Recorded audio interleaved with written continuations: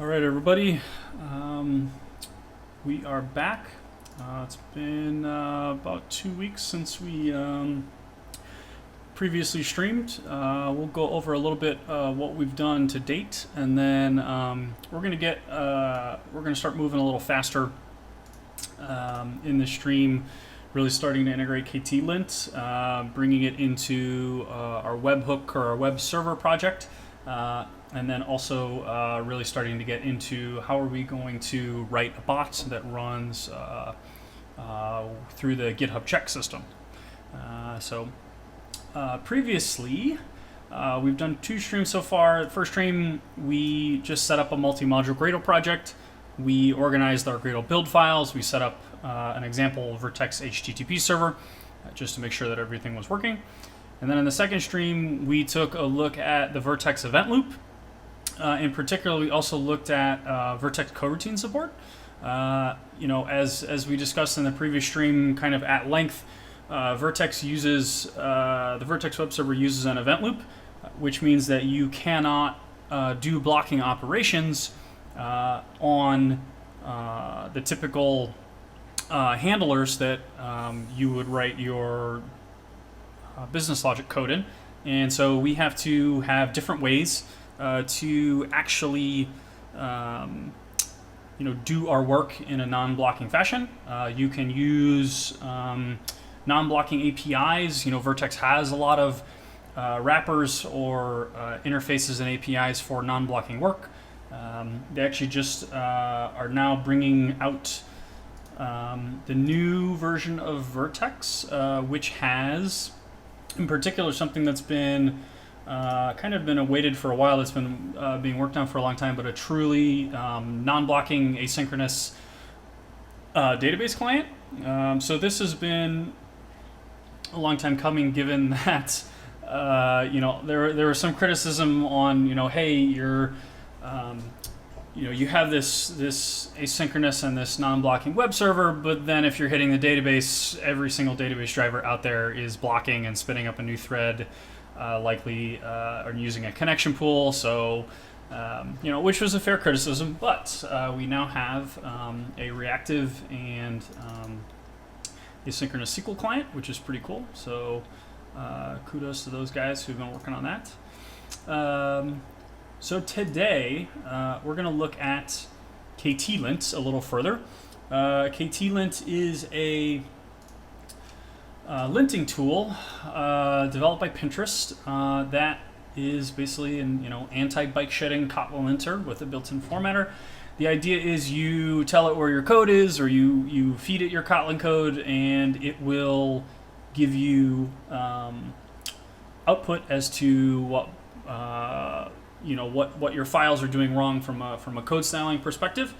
It tries to capture and reflect the official code styling, which is great, and which, although some of the official code styling to me is a little crazy, but if we want to be good citizens and part of the community, we really should format our code in that way.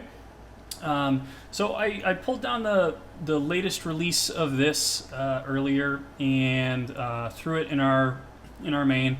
And the way that there's a couple different ways that we can invoke this, right? So we can invoke this just in our current directory, and it'll basically go ahead and find all the files and then output things. So if we just run if we just run Ktlint right here, it will iterate over our files, and then it'll find our main file, and it'll tell us, hey, all the things that are wrong with it, right?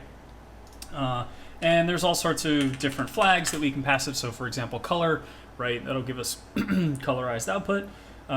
You can tell it to autocorrect violations. There's different reporters, right? So, for example, we can do, say, reporter equals JSON, and this will give us a JSON output, right? And this is what we're going to use. This is going to be super helpful.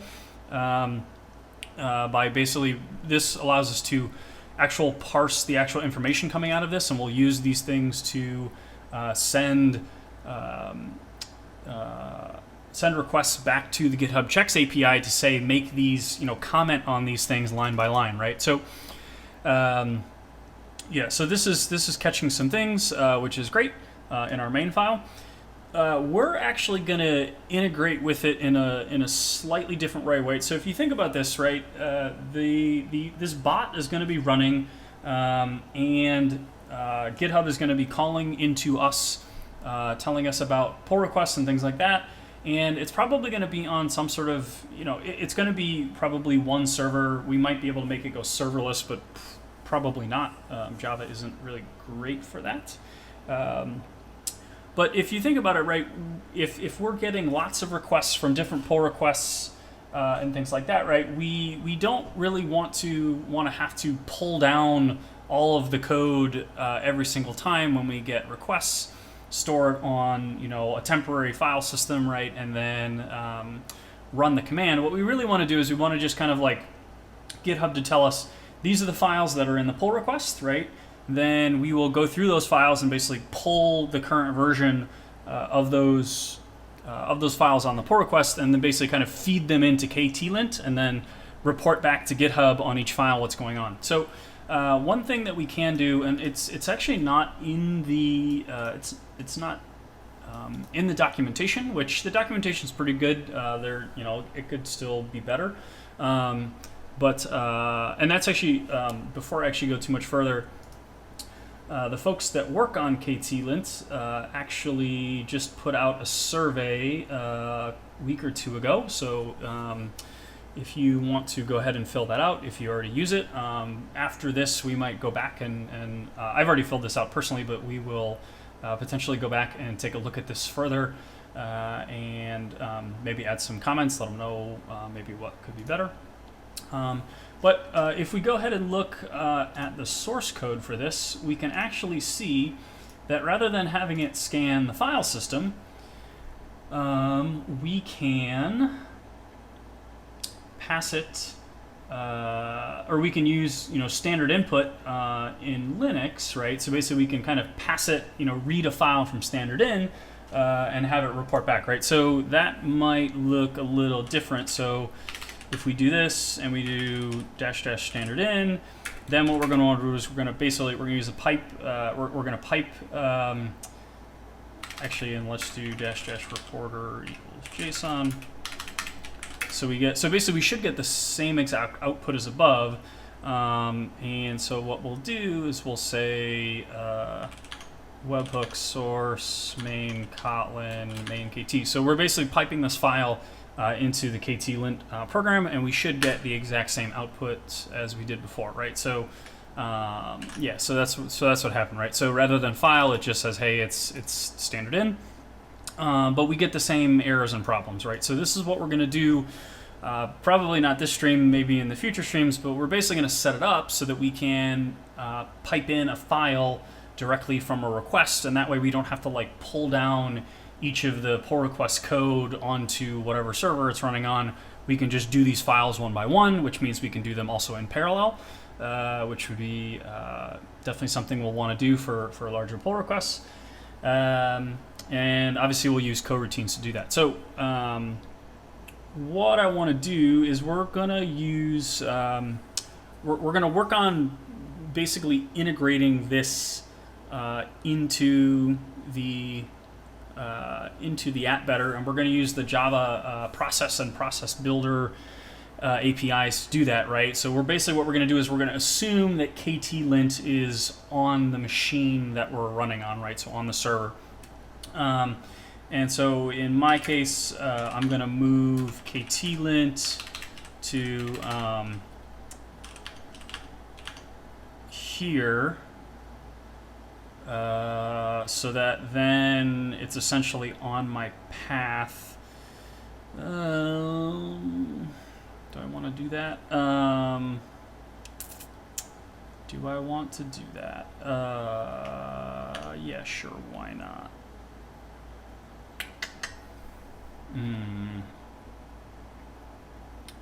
It's not exactly the best thing to do. We could also just update our path here. No, let's go ahead and do this. That's fine. Because we'll want to use it in the future. So we're going to go ahead and put this here. Yeah, we're gonna have to sudo this. All right, so now if we run Ktlint, right, it'll just run like this. And if we do the same thing, and we just get rid of this, right, it'll still run. So this is using the one that's on our machine, not the one you know, that we just threw in our directory here, not this one. Okay. All right, so let's jump into this and see where we can get. So just to review again real quick before we dive into this, we have some options that we've set up for our Vertex web server. We then create our Vertex instance, we create an HTTP server, we set up a very basic router, and then basically we say, you know, any and all routes that come into this hit this handler. And then basically in this case, we're dispatching work onto a coroutine, and we'll clean this up later. We'll make this kind of nicer. Actually, let's go ahead and just do that right now. So this is a little cumbersome, right? We're gonna potentially add more handlers, and we don't necessarily want to do this every time. We can actually bring this into an extension function, which you know, extension functions in Kotlin essentially let you define new methods on classes and on instances. And so wouldn't it be great if we could do something like this, rather than do this new scope thing? This would be pretty cool. So let's go ahead and add this. And actually, if we look at this is actually, there's example code of how to do this in the Vertex sample stuff. Let's see if I can find a quick link into it. Otherwise, we can pull it from a previous project. Let's just we'll just go ahead and do this. So what we want to do is we want to define a function on route. So we're going to say route.corout.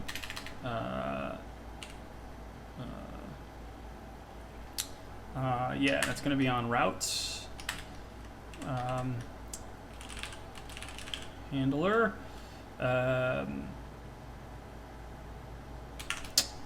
And what does it take in? So this previous one, or this current one, takes in handler, routing context. So we're essentially just like taking this from here, and we are returning a route. Actually, we don't need to do that. So this is going to be core handler, and we can clean this up. This is not right. Request handler that. Okay, so now. So now what we can do is we can kind of bring the stuff that we're doing in here into the coroutine handler.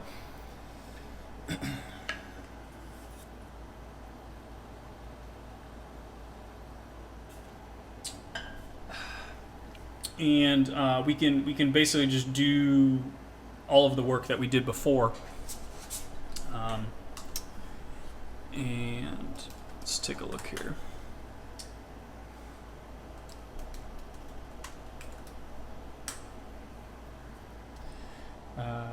Yeah, so so if you look here, right, if we do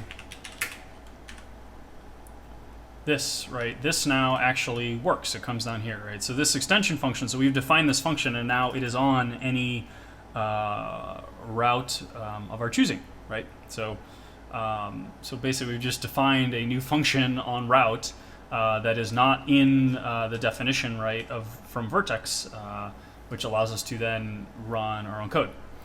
So what we're going to do is we're going to essentially be able to pull this block in here, but we need to change this a little bit, right? We don't want to necessarily take in a request handler, right? We want to take in, for example, the body of work.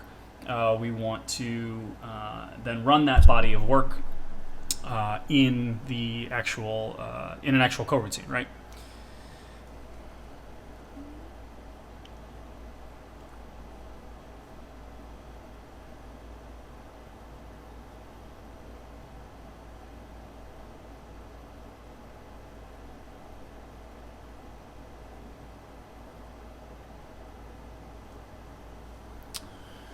So what does this look like? And we also actually want this to be able to take in, so really what we're saying, like, we're saying this is,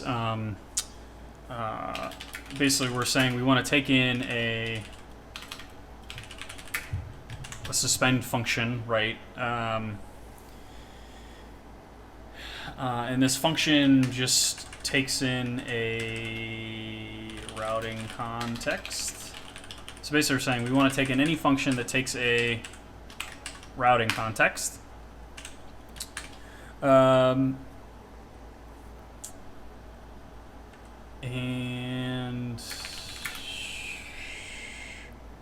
that function should just return really any. So basically we're saying if you pass us any function that has a signature that just basically takes in a routing context and returns any, we'll be able to handle that. So now this now is allowed. And so what are we going to do in this function? We want to basically do exactly this. One thing that we're not doing here, though, is we're not handling errors. So that is one thing that we will define here. But let's take a look at what this is, right? So basically what we're doing is we're saying, hey, this dot handler, right? And again, right, this is just taking in the context. And then we're basically going to open up a scope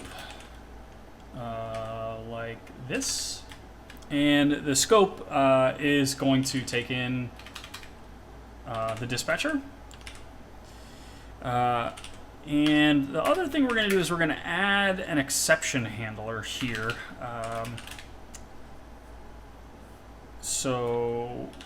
Actually, let's just finish this out. So we'll run this work. We'll get the response. And we need to pass this ctx that we have. And then basically we want to do ctx dot response dot end, and we will give it the response. Okay. Too many arguments.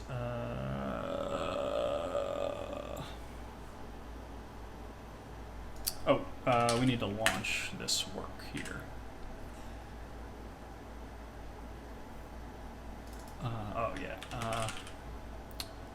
We're going to use this dot encode, and we're going to encode the response. So basically, we're just encoding this any response that we get back in JSON.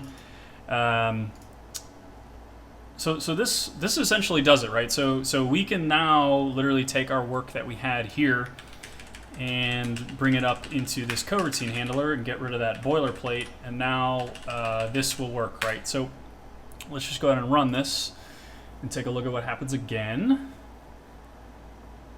Okay, so we're back up. It's going to run, and then it's going to drop this stuff. Oh, what's it telling us? Okay. Yeah, so this is... Oh, yeah. Yep. Hang on. We do need to make one change to this, and that is we just need to return... we need to return an object, so let's just return message to the work that we did. So we... we ended, or we wrote to the response output twice because we were responding here. But in this case, we just want to return an object, and then our dispatcher will now handle returning JSON. So if we rerun this, yeah, we don't use this thing, so we can get rid of that. And remove this because we don't use the context here. So now if we rerun this and we run it, basically we'll get that thing back in a JSON object that says first message, second.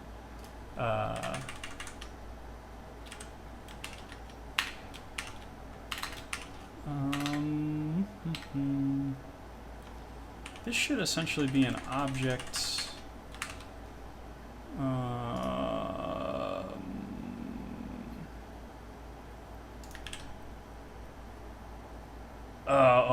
I need to, there we go. There we go. I need to pass it a map. So it was basically seeing this as a tuple. Yeah, there you go. So now our message, right, our JSON object, and then we have message that. Okay, so now anytime we want to basically do any work or route a handle, we'll likely use coroutine handler instead, because that means we can launch coroutines inside of our router. Okay, so one thing that we do need to do though is that what happens if an error occurs? So let's do this, even though you know. So let's run this and see what happens. Yeah, there we go. Because we do not have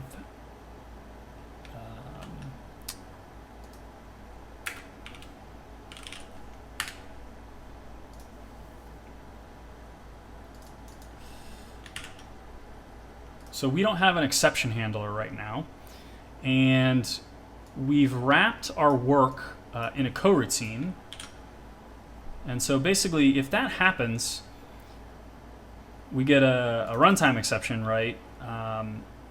But we want to basically, you know, you'll see this request is still going. It's hung because we never actually this error. You'll see it didn't actually. It happened on the event loop, but we never actually did anything with that error. We never responded. So we need to add an exception handler to Vertex so that we can handle that exception, or we can tell our coroutine where to send that exception so that we can respond with an error, right? So I just stopped the server, and you'll see now it said, hey, you know, nothing happened, right? So we need to fix this. So we're going to add an exception handler to our coroutine scope.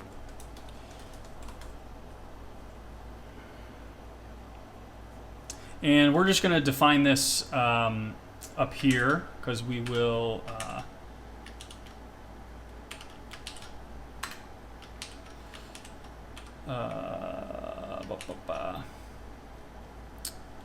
so we will define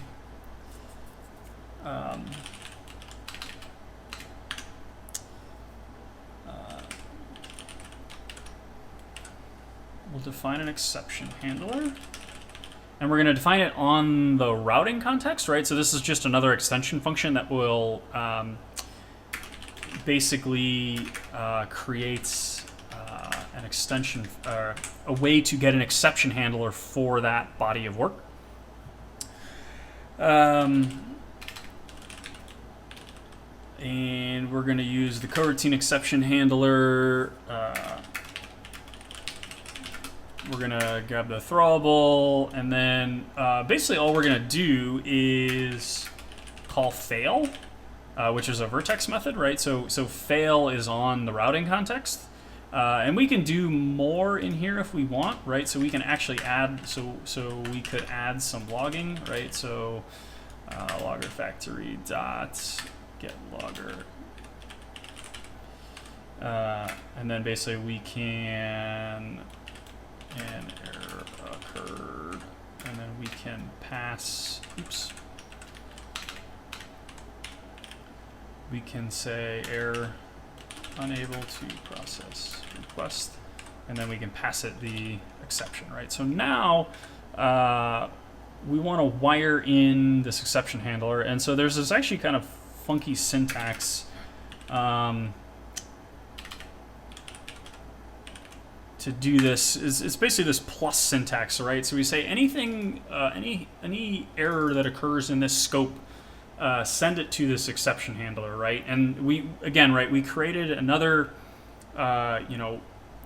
basically it's a property on the current routing context that will return it a coroutine exception handler, right?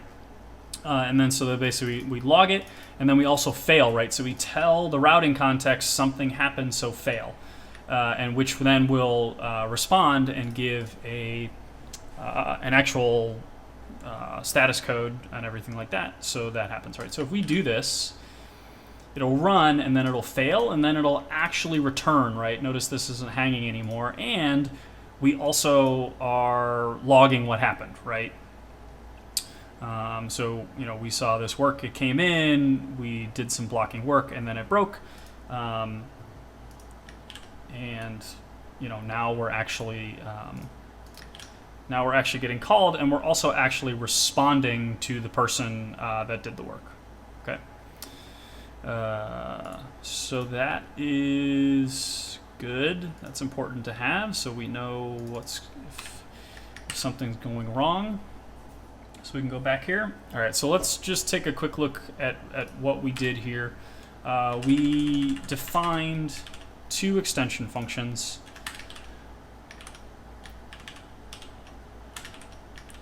Where did I lose that?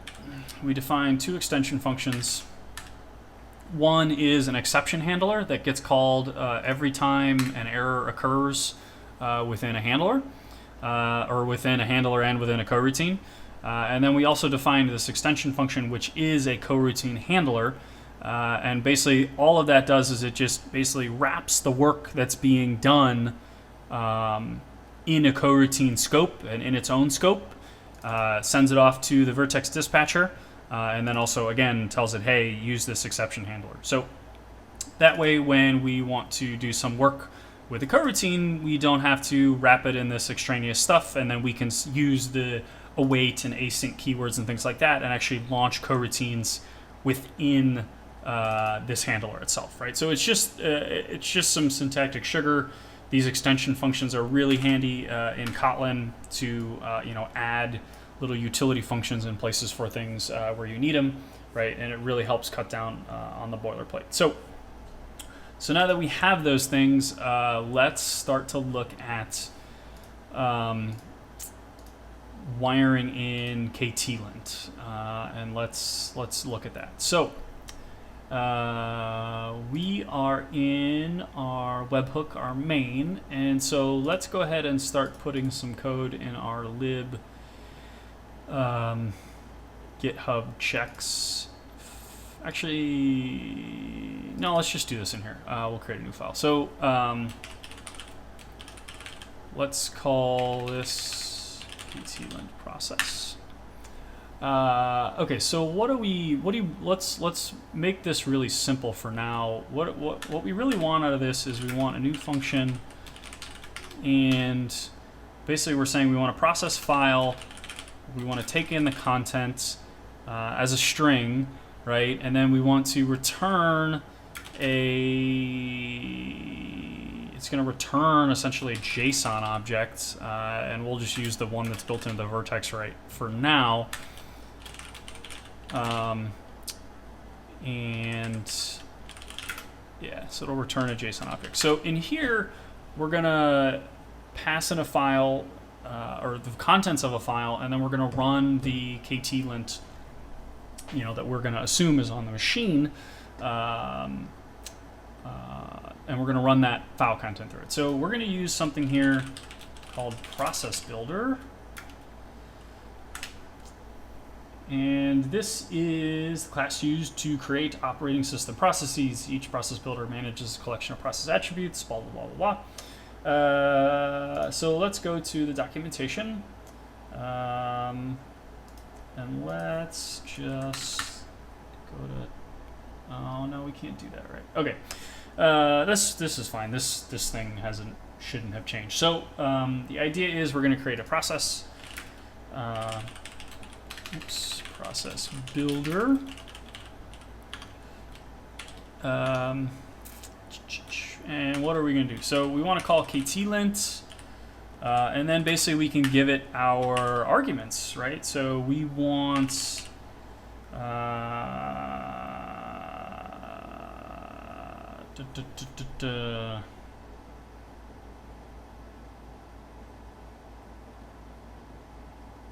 yeah, so we're going to say standard in. Well, no, let's do this first. So, because reporter is going to be JSON.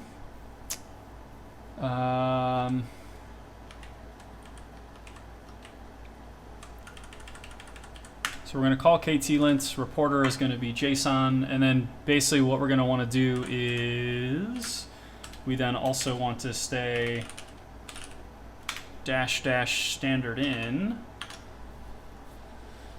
Is that what we did? Yeah, we just said -- standard in, right? Okay. So reporter is JSON -- standard in. Okay, so now we need to basically send the file content into this. So let's take a look at this documentation a little more. A command, a list of strings that signifies the external program and its arguments. An environment, copy our current process. A working directory, we don't need that. Source of standard input. By default, the process reads input from a pipe. Java code can access this pipe via the output stream returned by process.getOutputStream. Okay, so then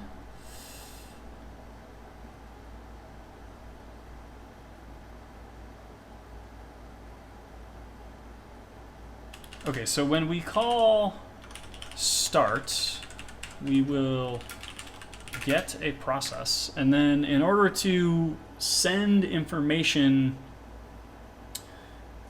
and then we're also probably going to want to wait, yeah. And what does wait for take? Oh, that's no fun. It takes a timeout. Okay, so we will basically wait for this for 5 seconds at the most, although that shouldn't happen. So this is our process builder. We are going to run this function, and for now, actually, let's just get it working with what's the easiest way to do this? Why don't we just try and go ahead and get it working, just running it in the current directory and getting the outputs, and then yeah, and then we'll run it in the current, like just run it in our current directory, and then we'll work on doing the input piping, right? So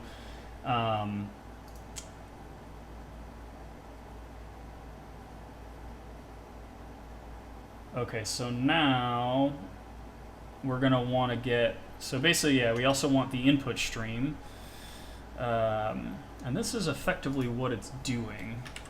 So yeah, so let's just do this. Right, so basically we will just create a log file, and to capture what happens when we do this. And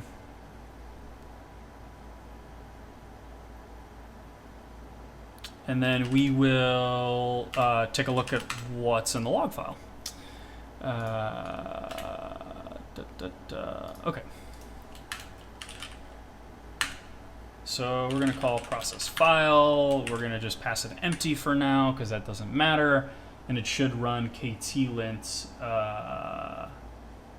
in the current directory, which should find these files and then write out to this log, which is also in the same thing. But let's go ahead and just write it to the root. So let's do this, and we'll write that stuff there. All right, so let's run this and see what we get. I haven't done this in a very long time. File content is never used. Oh yeah, because our warnings are on. Let's just do this. Okay. So this is might work. All right, so we should have log.txt.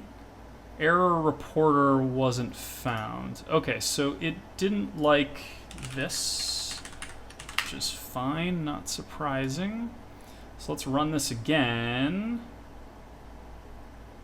Process finished. Yeah, there we go. Okay, so and let's clear this just so we can see this. So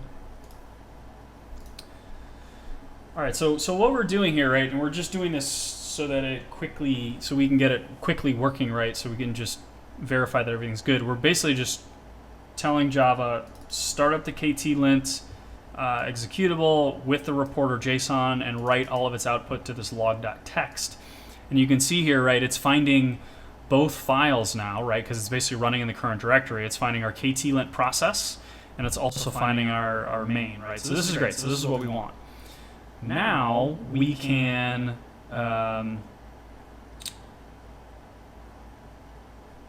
now we probably want to redirect some stuff around. So let's do this. So we'll also make an error.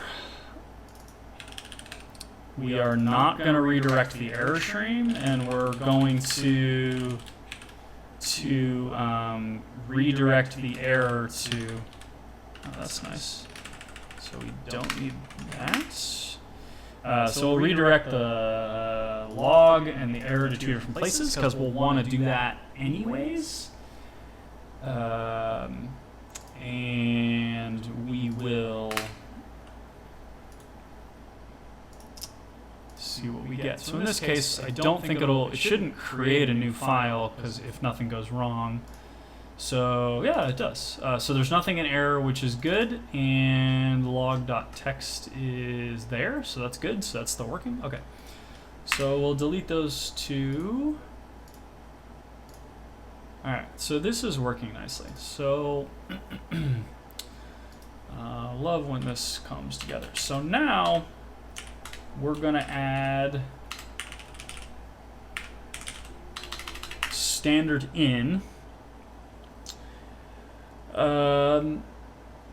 Which is going to change things a little bit. So we are now actually going to take in file content, and in our case, we basically are going to pass it. Let's just pass it a Kotlin file. So we'll just basically inline this. And let's just put this in here. So we'll put that in there. And let's see what it has to say about this. Okay, so now what we need to do is we need to actually give it some standard input. So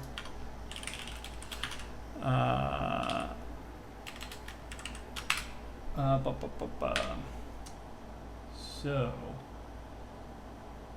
Java code can access this pipe via process.getOutput stream. Okay, so now we need to do this, and we need to essentially write the file content of this, and this is not the way that we're going to want to do it, but for now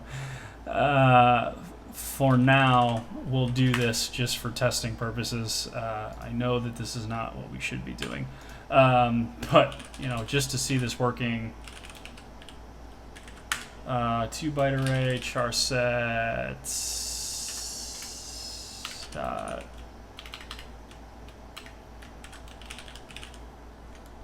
for name UTF-8 probably. There's a constant for this, I just don't remember what it is. So we're going to write this here. We're going to flush just to make sure that it all goes, and then we're going to wait for it. So let's go ahead and see what happens here.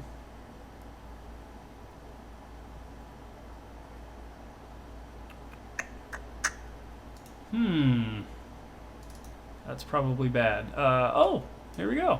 That worked. Yeah, file must end with a new line, final new line. Okay, so now let's do some...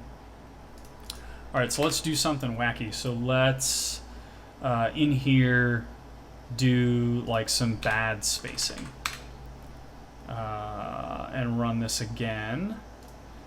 And what this should tell us is that there's no spaces in here. Like this is not nice. This doesn't look very good.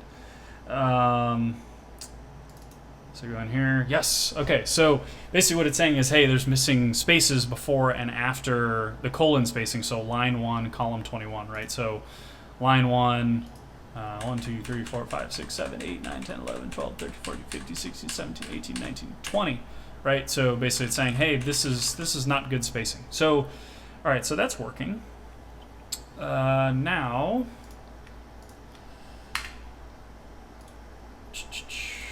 okay, so this is good. Now, one thing that's a little weird is why, what does wait for do? Wait for, we need to look at process. Wait for causes the current thread to wait if necessary until the process represented by this process object has been terminated. This method returns immediately if the subprocess is already terminated. If the subprocess and the call thread, we would block until the subprocess. Okay, so I don't know why it's taking so long, because it should exit right away. So that's a little interesting. But effectively, something we also need to do is we need to get the output log and then dump it into our JSON. So let's run this again. 1, 2, 3, 4, 5. Yeah, it seems like it's waiting all the way to the end, which isn't what we want. But all right, so what we want to do is we want to take the output stream, right, and really pipe it into our JSON object. So we don't need to do this, but we are going to redirect error to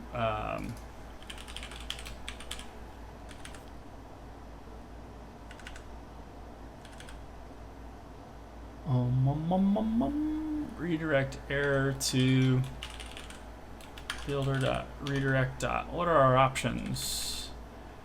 Append to, from, to, pipe. So that's really what we want. We want to essentially just like pipe it into a string.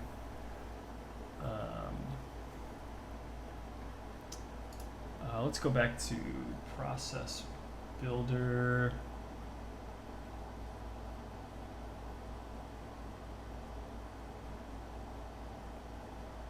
Returns the input stream connected to the error output. This stream contains data pipe. If the standard error of the process has been redirected, then this method will return null. It is a good idea for the returned input stream to be buffered. Yeah, okay. So what we're going to do is we're going to say errors equals buffered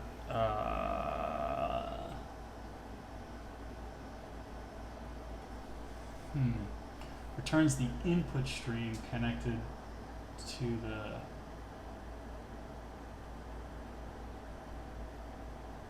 okay, so what we want to do is we want to pipe that stuff somewhere else. Let's go back to the process builder.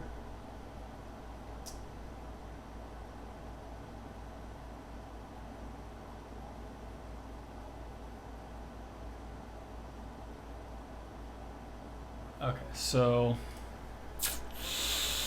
I haven't worked with pipes and streams for a long time. So we're not going to use error. So the redirect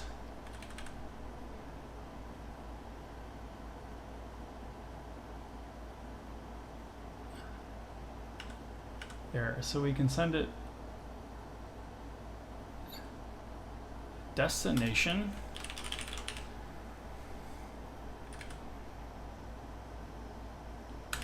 redirect.pipe. So what is this? Represents a source.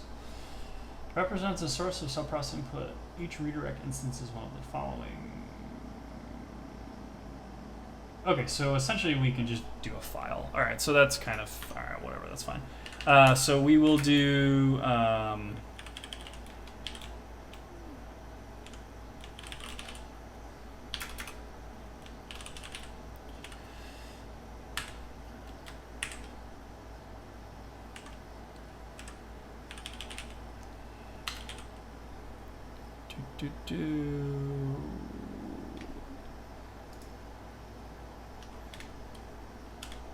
I need to get my sources hooked up. This is a bit annoying.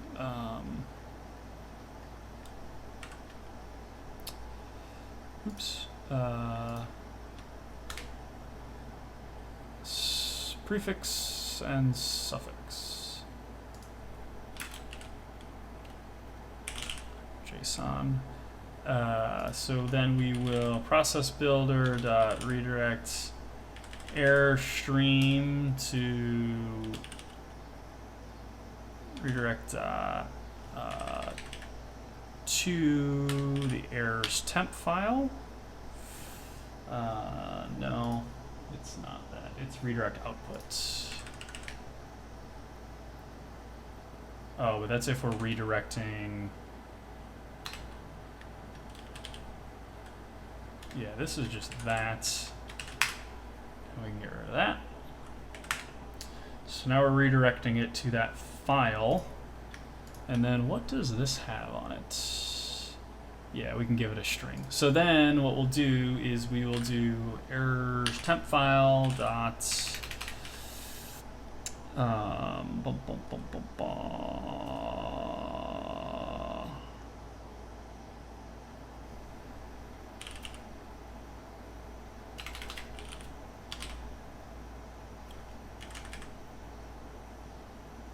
oh, we want the input stream, sorry. Input stream dot read all bytes, and we will pass that in.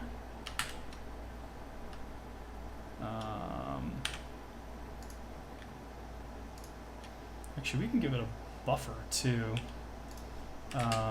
Let's do that.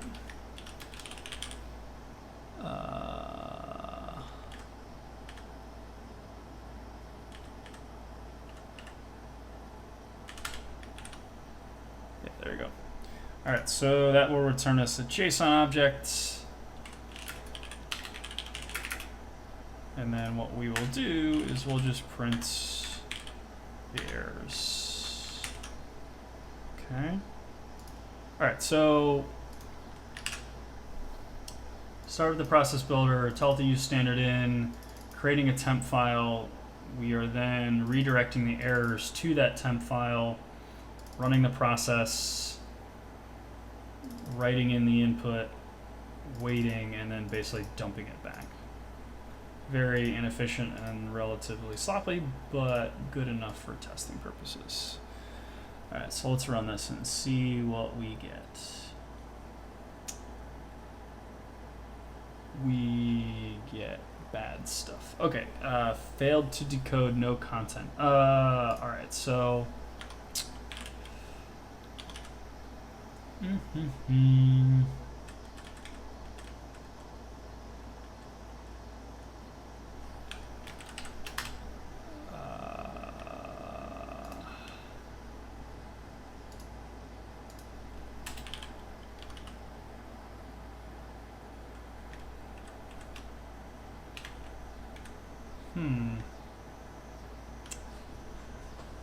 That should work.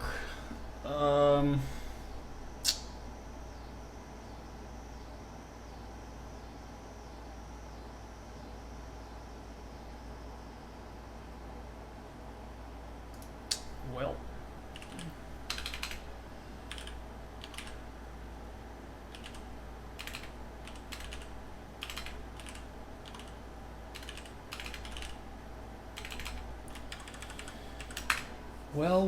Well, why isn't that working? Let's get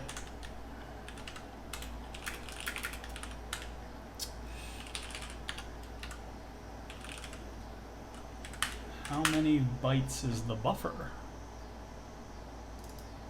And more importantly, let's just make sure these aren't there.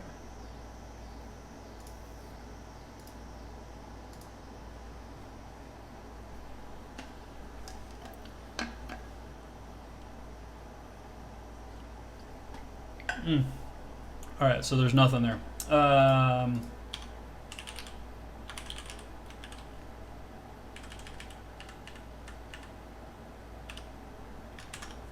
right, so maybe we really do have to do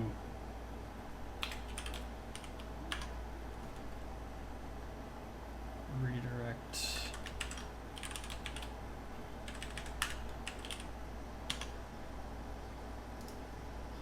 That shouldn't matter, but we'll take a look.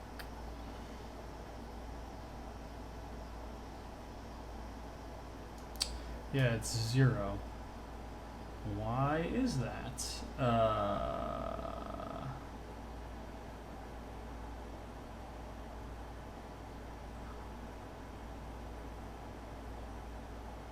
It should be coming to the error stream.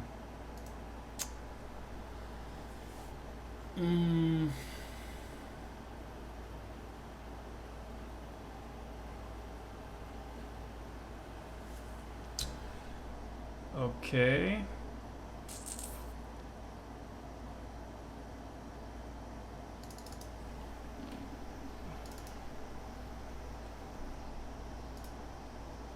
Let's debug this.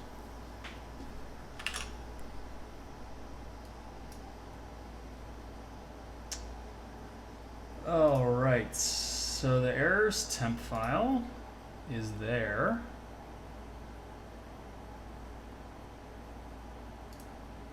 The process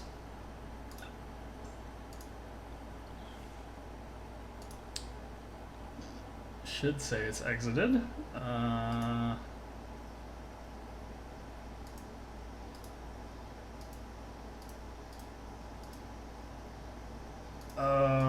Maybe, yeah, crap. No.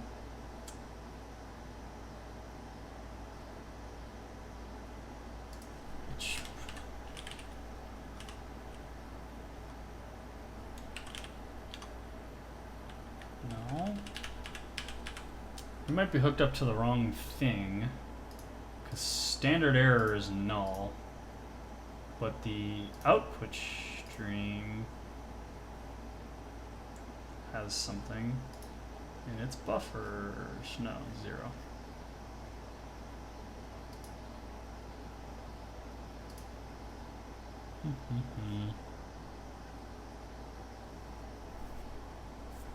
Is there anything in this file?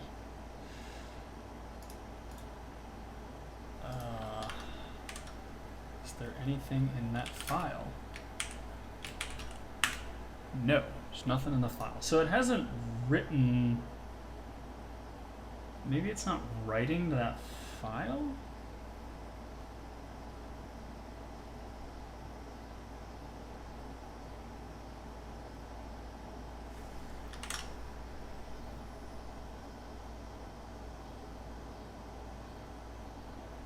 Redirect the error stream is true. Redirect everything to that temp file.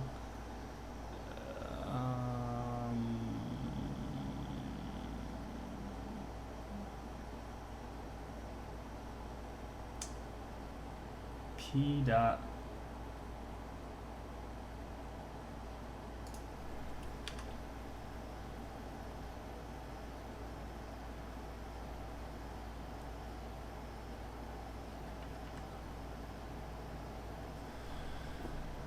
Wait a minute.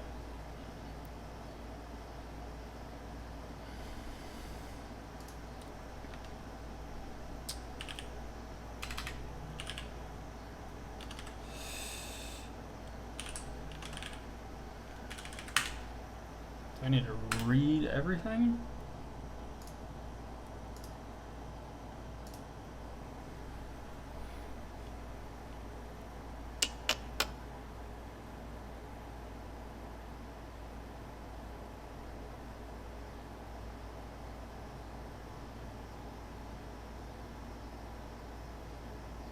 No, it's gonna block here. It's not even gonna get to that.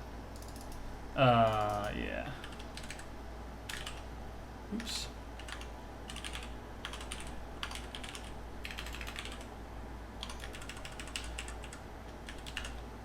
Actually, we can just do this. once it's done. We don't even need the file. Yeah, we don't even need this temp file. We don't need to write that to disk.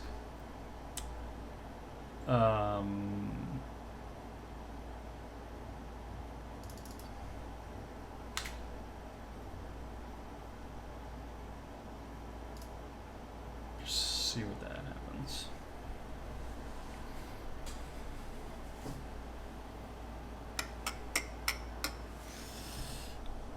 So it's hanging here, and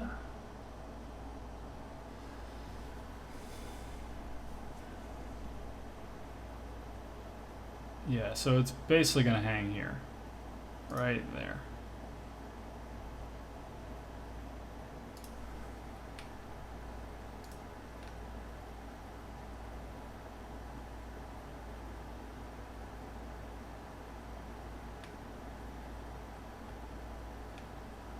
So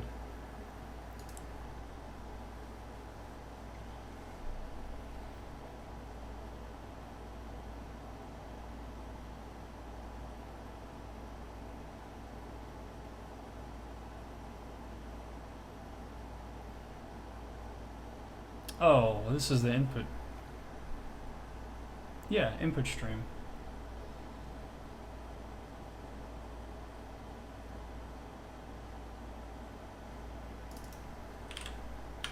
Maybe it's the error stream, because pretty sure by default it does at the standard error. So maybe that was the issue. So we did the process. We read all the bytes. How many bytes we got? 0.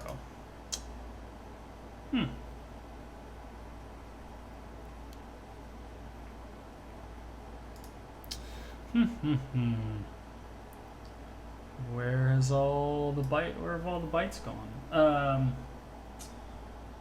So we were getting it before,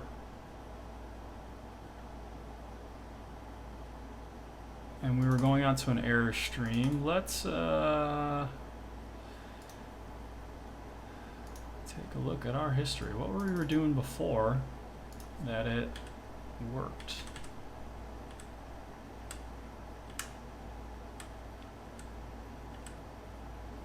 So before we were redirecting the error out to a file.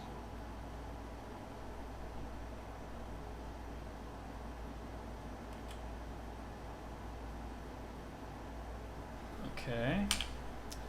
So this should have everything in it.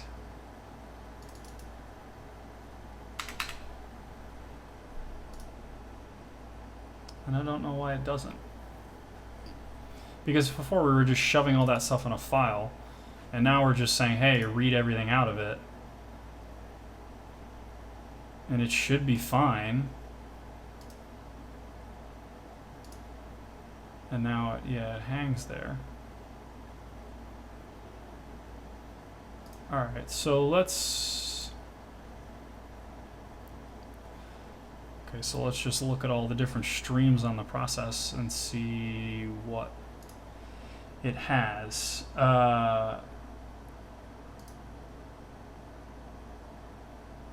0, 1, 0. So that's weird. So they all have nothing. So count is 0. Oh no, the output stream. No, that's the standard input stream. Standard outs.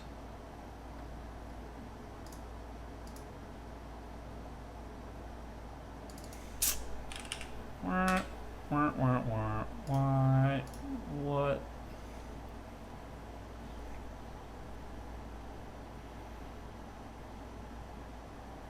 It shouldn't be the input stream, but that was the only thing that had any bytes in it.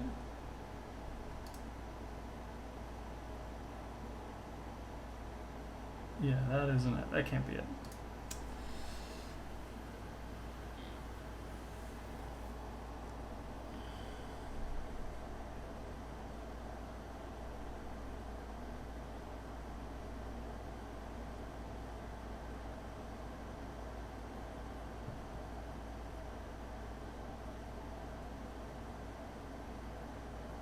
redirect. Initially, this property is set to false, meaning the sent to two. All right, so I think we really do want redirect error stream is true. So we want them both. If the value is set to true, the standard error is merged with the standard output.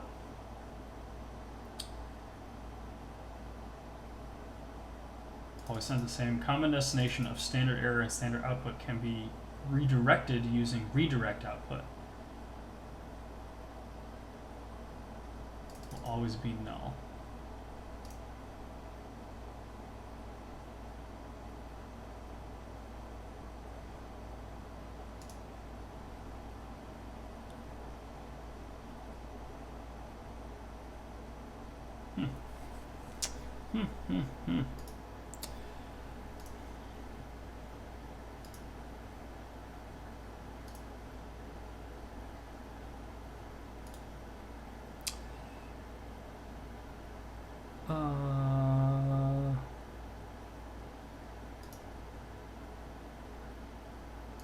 No.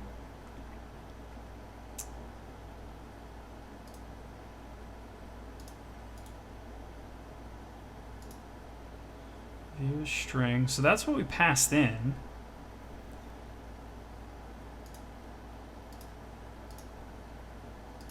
And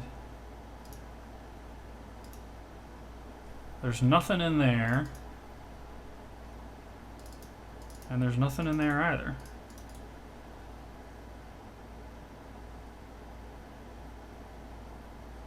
So where is it?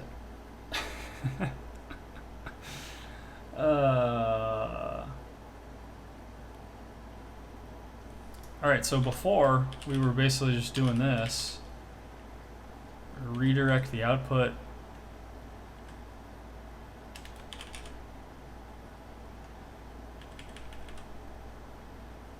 to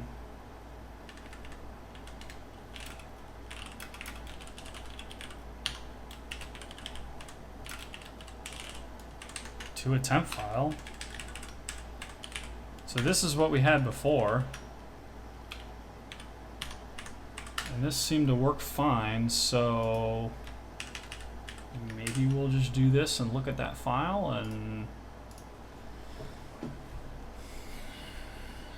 see what's going on.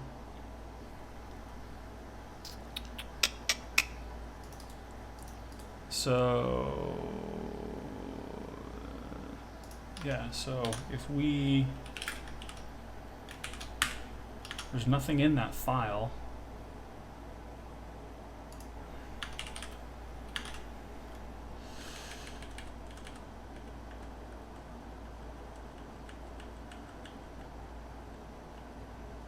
Okay, that's interesting. Let's get the exit value.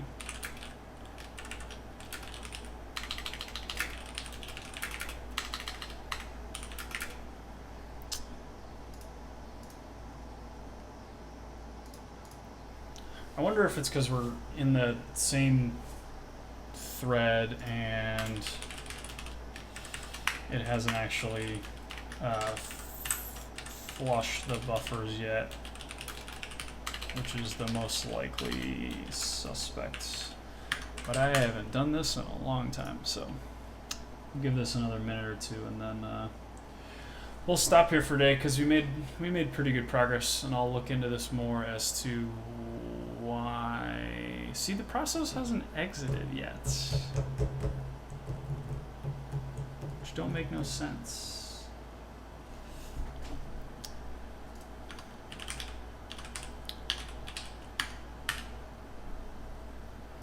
Maybe it's because we didn't close? Hey, exit value is 1. Okay, so that's okay, so that was definitely a problem. So it was definitely running like that before. Return, let's just do this and then we can check that file. And I'll bet that there's something in this file. Yep, that was the problem. Okay, Always close your streams, folks. All right, so we're gonna keep the exit value because that's actually helpful, but we're gonna not do this, and we're gonna not do this, and this should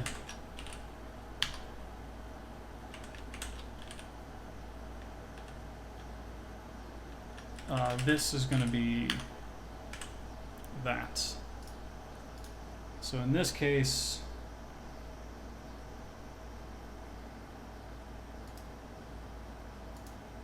yeah, okay, so now if we view this as text, if we view this as a string, yeah, this is, yeah, okay. We got it. So now, buffer.buffer from the bytes.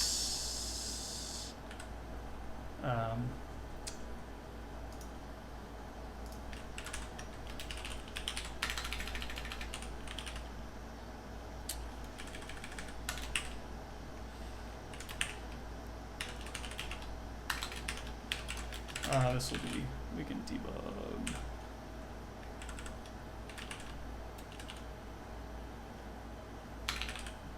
What? Oh, okay.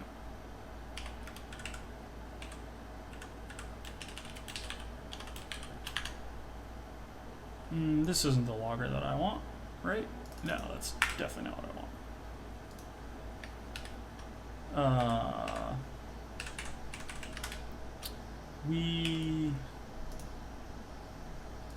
Why will you not import again?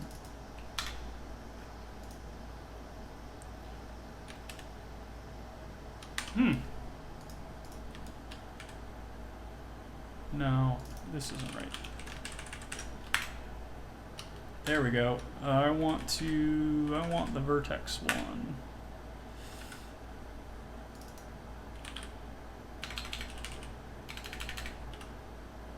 What am I doing? Oh, yeah, factory. Yeah.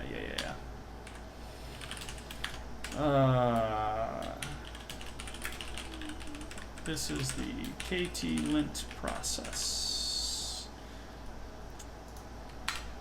Okay, so now we'll return our JSON object, and we should be good. We don't need this, and it doesn't like that. Linked hash mash out of start array token 409.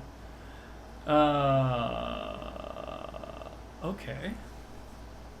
So, it's because it's an array. JSON array.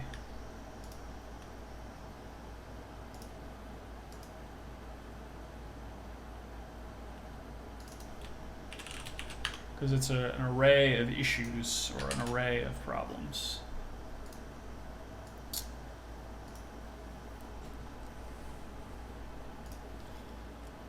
Yeah, okay, so we are able to run this, pass in some content, and it will complain. And now let's run it again. And those errors should go away, except for the new line. Right, exactly. So we'll put a new line here, and we'll run this.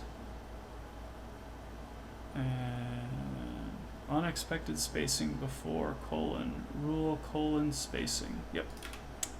There we go. Oh, but it's going to expect, yeah. Official styling is that. All right, so this should give us no errors. Empty array. Yes, that's what we want. All right. Okay, so that's a good place to stop for now. So we were able to get this set up and working. We can now call out to Ktlint, which is great. We'll be able to get into starting to write the actual GitHub bot against the GitHub checks API in the next stream. And this is pretty good. This isn't, great, perfect, beautiful code, but we can clean this up later. And we can, call out to Ktlint. We can pass it some file contents, get the information back that we need, and we'll be able to then call out to GitHub checks and annotate your files, which will be pretty cool. So I'll throw this up on YouTube on the channel, and if you have any questions, and I'll also put this up on GitHub as well. So if you have any questions, let me know, and we will see you in the next stream.